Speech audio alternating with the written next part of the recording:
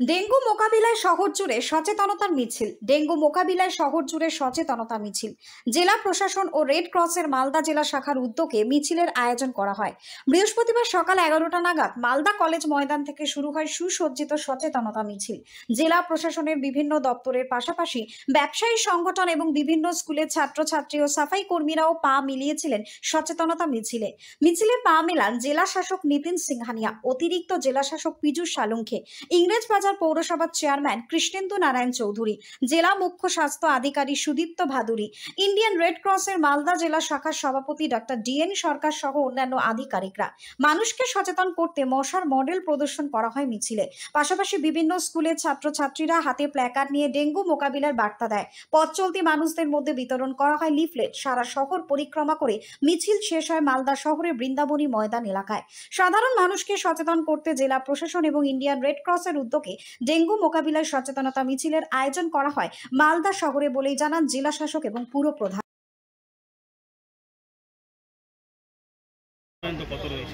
এখনো অবধি আমাদের জেলায় 354 জন মতো আক্রান্ত হয়েছে। মূলত কোন কোন ব্লকে বেশি স্যার?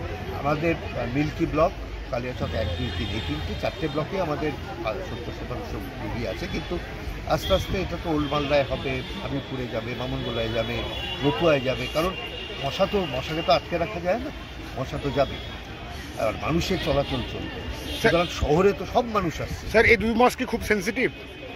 2 মাস তো ডেঙ্গুর আমাদের সাধারণভাবে যে ইতিহাস বলছে, পুজোর পর অবধি ডেঙ্গুর প্রকোপ চলে, নভেম্বর অবধি আস্তে আস্তে কমে যায়, কিন্তু এই আগস্ট, সেপ্টেম্বর, অক্টোবর অনেকটা বাড়ে। তো সেই সময়টার জন্য আমাদেরকে সবসময় সতর্ক থাকতে হবে। সেন্সিটিভের থেকে বড় কথা সতর্ক থাকাটা দরকার, কারণ সব মানুষ যদি একসঙ্গে সতর্ক থাকি তাহলে আমরা ডেঙ্গু আটকে রাখি। স্যার হটস্পট জোন কোনটা করা বাছা হয়েছে? হটস্পট বিভিন্ন সময় বিভিন্ন সপ্তাহে অ্যালার্ট আসছে। এবার কোন এই মুহূর্তে আমাদের যেমন নরহাট্টা জিপি আছে, আমাদের কালিয়াচক 1 নম্বর আছে, সুজাপুর জিপি আছে, আমাদের কালিয়াচক 3 ব্লকের 2টি জিপি আছে, এরকম বেশ কয়েকটা জিপিতে আমাদের বিনোদপুর জিপি আছে ইংলিশ বাজারের মধ্যে, আমাদের যদুপুর 1 নম্বর আছে ঠিক পৌরসভার পাশে। এই জায়গাগুলোকে আমাদের ইমিডিয়েটলি আমরা অ্যাকশন নিচ্ছি। এগুলো কি হটস্পট জোন? হটস্পট বলতে এই মুহূর্তে এই জায়গাগুলোই বেশি আছে, এখন হটস্পট কালকেই পাল্টাতে হবে। বলছি স্যার আজকে কি নিয়ে র্যালি এবং কি বার্তা দিবে? দেখুন, আপনারা জানেন যে গত কয়েকটা দিন ধরেই আমরা এই যে বর্ষা এবং আমাদের এখানে যেটুকুনি সম্ভাবনা আছে যে এই মাসের শেষের দিকে এবং সামনে মাসও, গত বছরও তাই হয়েছে, আগস্টের শেষ সেপ্টেম্বরে ভারী বৃষ্টি হয়েছে।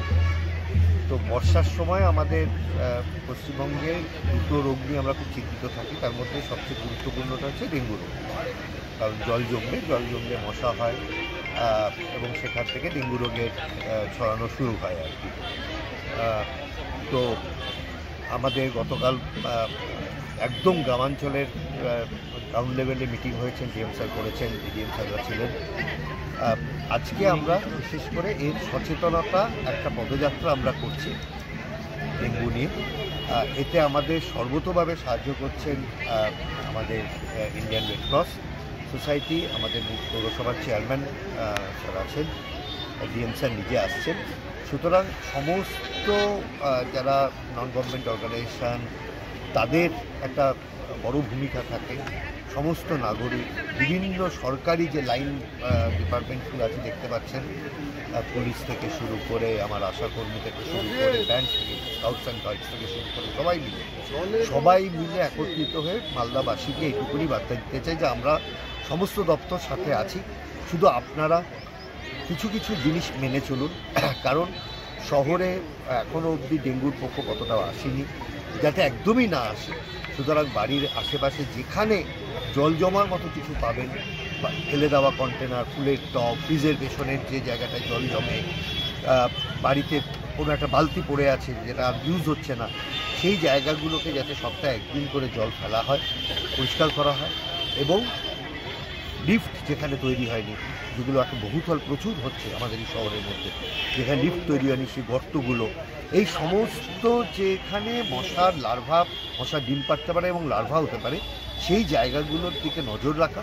কারণ একা কোনো দপ্তর এটা ব্যানার নিয়ে নাও না, ব্যানারটা তুলে নিও।